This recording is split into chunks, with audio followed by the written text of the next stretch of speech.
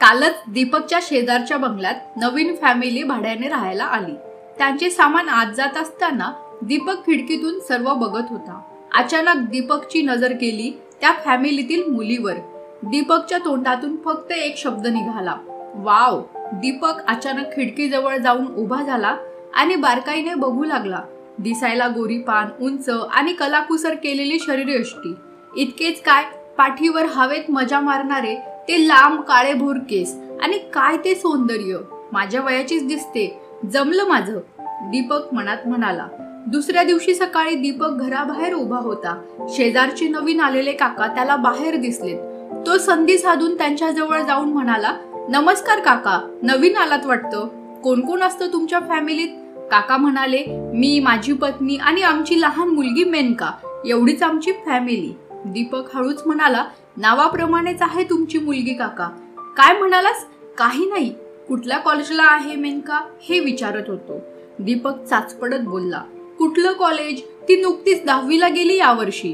काकांचं ऐकून दीपक हैराण झाला। इतक्या कमी वयात सगळं शरीर कमावलं तिने तर। तो मनात म्हणाला, जाऊ दे, 4-5 वर्षाचा गॅप तर पाहिजेच लग्नासाठी।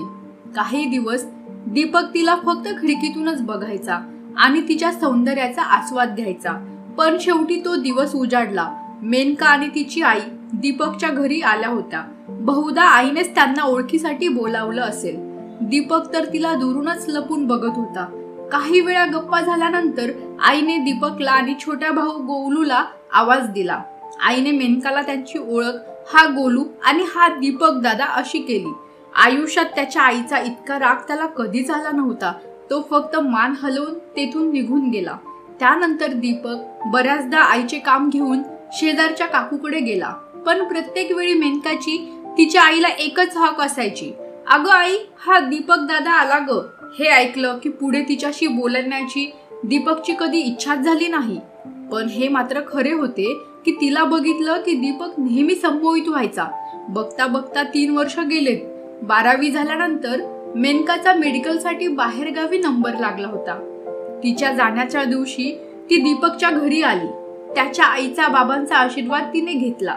दीपकच्या खोलीत जाऊन ती त्याला फक्त हसून, चल रे येते मी आता, असं म्हणाली आणि जाता जाता एक चिठ्ठी त्याच्या टेबलच्या ड्रॉवर मध्ये ठेवून गेली।